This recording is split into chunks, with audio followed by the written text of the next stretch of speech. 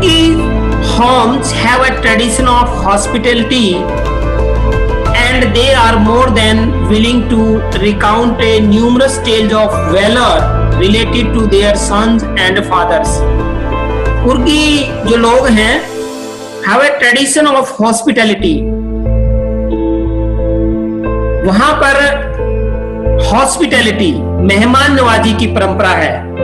आप कुर्ग में जाएंगे तो वहां आपकी मेहमान नवाजी, खातिरदारी बहुत अच्छी होती है। And they are more than willing, और वहां के जो लोग हैं वो बहुत ज्यादा इच्छुक होते हैं टू रिकाउंट न्यूमरस टेल्स, बहुत सी कहानियां बताने के लिए, ऑफ वेलर, बहादुरी की, related to their son and fathers, जो उनके बेटों से संबंध रखती हैं या फिर उनके फादर्स, पिताओं से संबंध रखती है।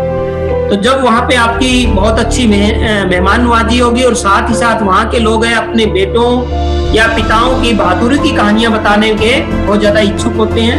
The Coorg regiment is one of the most decorated in the Indian army and the first chief of the Indian army general Cariappa was a Coorgi. तो कुर्ग रेजिमेंट वो भारतीय जो आर्मी है उसके अंदर सबसे सजी धजी रेजिमेंट मानी जाती है। And the first chief of the Indian army, और हमारे भारतीय सेना का सबसे पहला जो आर्मी चीफ था जनरल करियप्पा, वो भी एक कुर्गी था। Even now Kodavas are the only people in India permitted to carry firearms without a licence.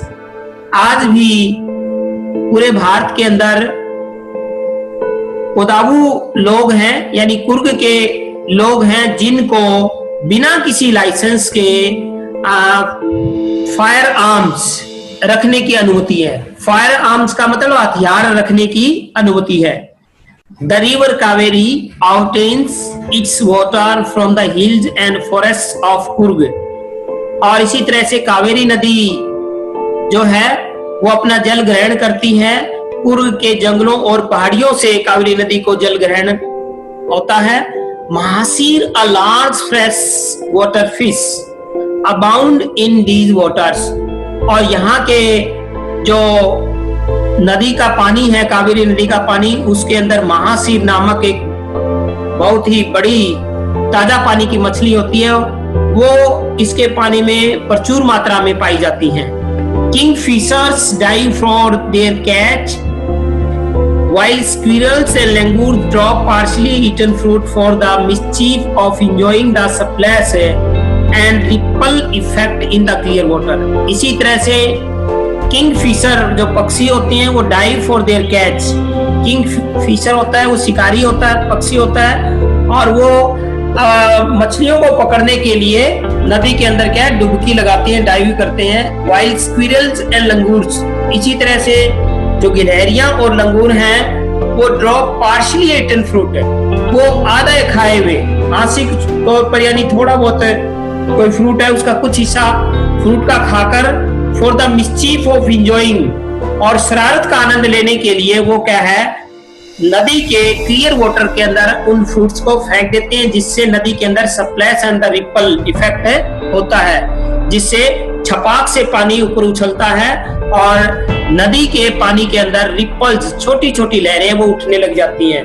इसी तरह से elephants enjoy being bathed and scraped in the river by their mahout से। इसी तरह से यहाँ नदी के अंदर आप देख सकते हो कि जो एलिफेंट्स हैं वो स्नान का आनंद लेते हुए आपको दिखाई दे देंगे। जो उनके महावत है उनको रगड़ रगड़ के नदी के पानी के अंदर नहलाते हैं। The most laid back individual become converts to the life of high energy adventure with river rafting, canoeing, rappelling, rock climbing and mountain biking. अब यहाँ के लोग मोस्ट लेड बैक का मतलब शांत चित्त प्रवृत्ति के लोग। यहाँ के जो लोग हैं बहुत ही शांत चित्त प्रवृत्ति के हैं, लेकिन इन लोगों को life of high energy adventure, बहुत ही रिस्की भरे जो खेल हैं वो पसंद है, रिस्की भरे एडवेंचर इन लोगों को पसंद है। रिवर राफ्टिंग जैसे रबड़ की बोट से है नदी या समुद्र के अंदर तैरना, कनोइंग छोटी बोट होती है उससे समुद्र के अंदर उसे चलाना। रैपलिंग का मतलब होता है जैसे किसी चट्टान के ऊपर से रस्से के सहारा लेकर सीधे नीचे उतरना, उसको रैपलिंग बोलते हैं। रॉक क्लाइंबिंग, किसी चट्टान की चढ़ाई करना। और इसी तरह से माउंटेन बाइकिंग, ऊंचे ऊंचे जो पर्वत हैं उनके ऊपर बाइकिंग करना, बाइक चलाना। इस तरह के हाई एडवेंचर एक्टिविटी इन लोगों को बहुत ज्यादा पसंद है। Numerous walking trails in this region are a favourite with trekkers. और इस क्षेत्र के अंदर बहुत सारी पैदल पगडंडियां मिल जाएंगी। वॉकिंग ट्रेल्स होते हैं जो संकरा रास्ता होता है पहाड़ों के अंदर बना हुआ। In this region are a favourite with trekkers होते हैं जो चट्टानों की चढ़ाई करते हैं, पर्वतों की चढ़ाई करने वाले। तो पर्वतों की चढ़ाई करने वालों के लिए जो यहाँ की बहुत सारी वॉकिंग ट्रेल्स हैं, वो पगडंडियां हैं, वो उनके बीच में बहुत ही लोकप्रिय हैं। Birds, bees, butterflies are there to give you company. और यहाँ पर आपको प्रचुर मात्रा में विभिन्न प्रकार के बर्ड्स, मधुमक्खियां, बटरफ्लाई, तितलियां आपको अपनी कंपनी देने के लिए मिलेंगी। Macaques, Malabar squirrels, langur, slender lorises keep a watchful eye from the tree canopy. और क्योंकि यहाँ के पेड़ आपको बताया था कनोपी नुमा होते हैं, शंकुआकार होते हैं, तो वहां के पेड़ों पर जब आप वहां गुजर रहे होते हो तो वहां पर आपको अनेक मकेक्स, मालाबार स्क्विरल्स, लंगूर, स्लेंडर लोरी हैं, इस तरह से आपकी तरफ देखते हुए मिलेंगे, मानो वो आपके ऊपर नजर रख रही हैं। मकेक्स जो होता है वो अफ्रीकन लंगूर होता है। इसी तरह से ये भी मालाबार स्क्विरल भी एक जो गिलहरियां उनकी प्रजाति है। और स्लेंडर लोरीस भी एक बंदर जैसा ही जानवर होता है।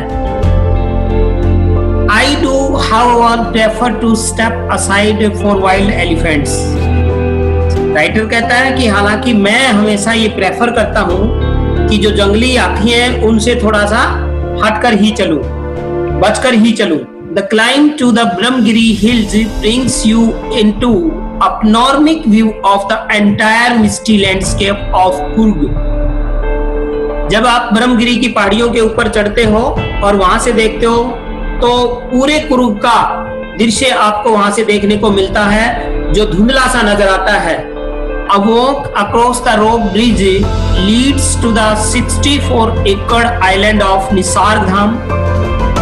और वहां से आप पैदल जब चलकर जाते हो, एक रॉक ब्रिज है, रस्से का बना हुआ ब्रिज है, पुल है, उसके ऊपर से आप चलकर पार करते हो तो वहां पे निसारधाम एक आइलैंड है जो 64 एकड़ के अंदर फैला हुआ है। Running into Buddhist monks from India's largest Tibetan settlement at nearby Bylakuppe is a bonus.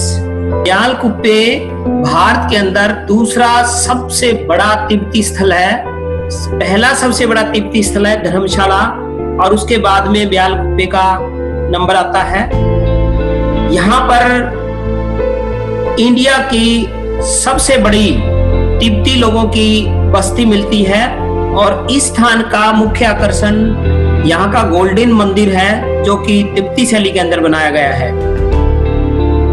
The monks in red ochre and yellow robes are amongst the many surprises that wait to be discovered by visitors searching for the heart and soul of India right here in Coorg. यहाँ के जो बौद्ध भिक्षु हैं वो visitors के लिए बहुत से आश्चर्यों में से एक हैं। जो विजिटर्स भारत के आत्मा और दिल की खोज में यहाँ पर पहुंचते हैं वो उनको यहाँ कुर्ग के अंदर मिलती है। यानी कहने का तात्पर्य है कि कुर्ग भारत की का हार्ट एंड सोल माना जाता है। और यहाँ के जो बौद्ध भिक्षु होते हैं वो विभिन्न प्रकार के वेशभूषाओं में आपको नजर आएंगे। बहुत सारे रेड में, ओकरे गेमे रंग के अंदर या फिर येलो रोब्स पहने हुए मिलेंगे यहाँ पर।